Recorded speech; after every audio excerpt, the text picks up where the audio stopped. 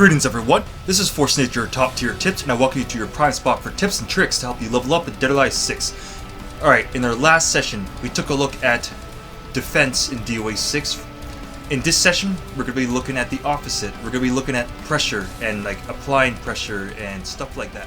Pressure in DOA6 can be thought up in two ways. There's offensive pressure and defensive pressure. Offensive pressure usually pertains to finding ways to keep the opponent on the defensive. If you're applying offensive pressure on your opponent's gonna want to be blocked so they don't end up getting hit by something, for instance, that will end up like stunning them like a normal kind of like generic 6P or forward punch elbow. Defensive pressure is focused around keep out. What you want to do with defensive pressure is make it hard for your opponent to get in on you. If they do try and get in on you or run in on you or anything like that, then you're going to be smacking them away with your keep out tools. Alright, looking at offensive pressure first. Generally what you're going to be doing for offensive pressure is if your character is reasonably fast. So if you just have like a 9 frame jab or like a 10 frame jab, what you want to do is just basically, you can just simply put things like strings on your opponent and block. But if you just simply, for instance, just usually end the string, a lot of times you're going to be usually like negative or, well yeah, usually negative to the point, but I mean like either like safe or like unsafe. So if I do like PPP with Hitomi, I'm at -8. So that's unsafe. It means that you could get punished with a forward throw, for instance. However, with an example with Hitomi, or Hitomi or any kind of like related characters, applying pressure usually means keeping the opponent on the defensive with things such as, for instance, if I hold down the last P of PPP, I'm not at -8 anymore. I'm at +8. +8 means that I can now push more buttons after this move gets blocked. So with +8, that means anything like my jabs, my elbows, my knees, my low jab, like anything else, like a lot of attacks, for instance, you can end up doing it and your opponent can't really do anything to really interrupt you aside from making a hard read. A hard read means taking a specific action to get yourself out of predicament. Perfect example of a hard read is something like a hold. But a hold right now, you can only really do that on a read. So you say, like, for instance, after this, if you always go for like 6 H+K or something, then the opponents will do like a mid-kick hold. So that's where the idea of kind of like mixing up your strings can come into play. Or of course, using throws. You know what? I'll just get into that right now. Apart from using any sort of like guard breaks that your character might have, like Hitomi, I'll just let you know, Hitomi has like a bunch of these. So like Hitomi is really great for kind of like messing around with that. Christie's another character. But apart from guard breaks, you have other things such as throws taking great advantage. I'll let you know that this is not universal for characters. But someone like Hitomi, Mila, Zack, like I know there's some few others. I think even like Phase 4, they have throws where if you throw the opponent, it will do damage, or it will basically just leave you at frame advantage. Like Ayane has a, well, I could probably show you right now. Ayane has a throw that we see would leave her at +16. So what that would mean is that she can end up doing almost anything she wants up to like, well, a 14 frame advantage. So just to put things into perspective. Alright, I'll just use Hitomi as her. If you're at +10, that means that my 10 frame jab would become like, well, 0. Alright, I'll just let you know, with the way how frames work in DOA, you don't get a guaranteed follow-up. But and also in this case, her jab will actually whiff, so you'd have to do like PP. But the kind of point to kind of make those that your jab would become 0, your 12 frame elbow would become like 2 frames.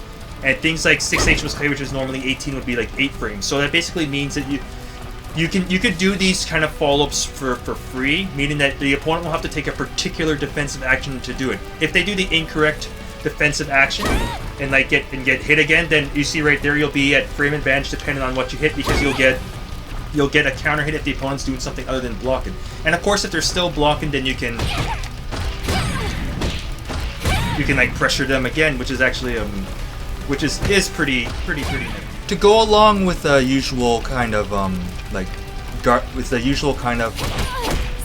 guard break type moves or like anything like that, or reset throws.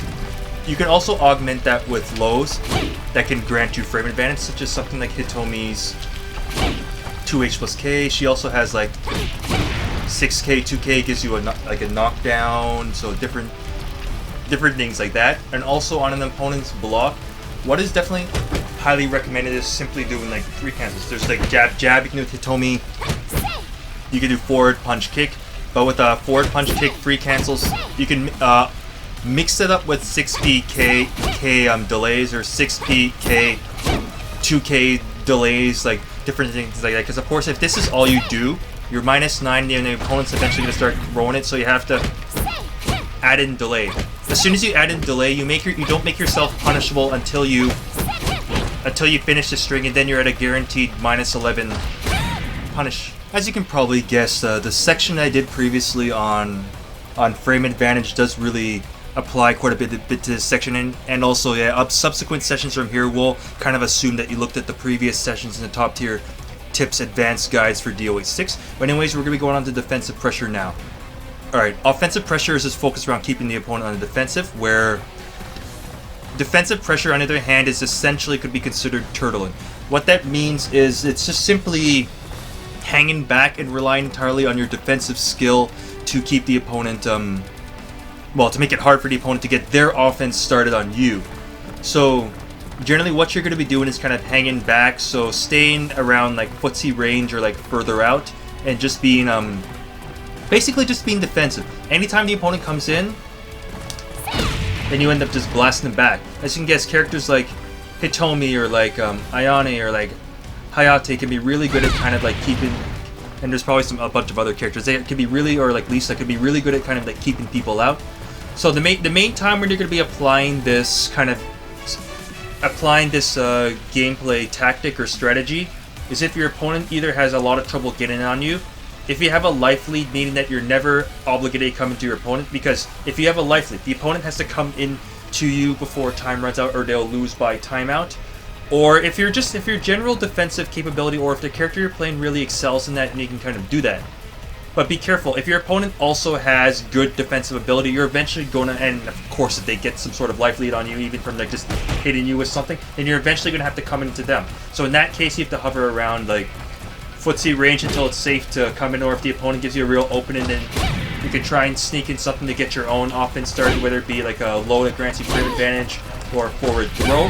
But for defensive play, this right now there's a lot more focus around patience.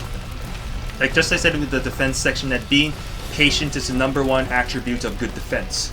When you're on the offensive, you don't really have to be patient, because it's the opponent that has to be patient, because they're the one who's looking for an opportunity to try and get their offense started. So if they pick their spots wrong, then they're going to end up getting like counter hit, of course, by like the 6P or something like that. When looking to apply a defensive pressure playstyle, what I want you to do is go into look through your character's command list and see what moves are good for kind of keeping the opponents out. Something that's quick, has good range, and well, yeah, basically quick has good range. Well, safety, well, what you generally want is don't be too bad on whiff. And now I will let you know that keep out tools are not necessarily the safest things. Keep out tools that are safe tend to be more so like pokes or something like that, but generally something like 236P with Hitomi or 46P, like I said, they're -9, so they're technically unsafe on block. But if you're using them as whiff punishers or as like an intercept, then they're going to be hidden a lot more often than getting blocked. And as you see, good keep out moves knock the opponent back far away. So what it does is it does reset the neutral. So to play a defensive pressure game or a keep out game, you're going to have a good neutral gameplay, a good neutral play style. Because what you're going to be doing is resetting the neutral a lot, and basically every time you knock the opponent back with something with good knockback, whatever is your keep out tool, they will get progressively more frustrated each time. Especially as you see their life bar keeps depleting every time you whack them with your keep out move, or of course as time ticks. So basically just finding that good tools, and even finding just in case a good like track and move or something like that. Is even though the track and moves don't necessarily tend to knock the opponent away as far as as like blast back type moves, but it's just in case like the opponent wants to try and sneak in a run up like sides up attack. You have to keep your tracking moves like ready for just to knock their ass away. Alright guys, that's it for now. When playing your character, evaluate to see if you think they're better at either offensive pressure, so applying pressure on opponent, or defensive pressure, which is keep out, turtling, and a strong neutral game.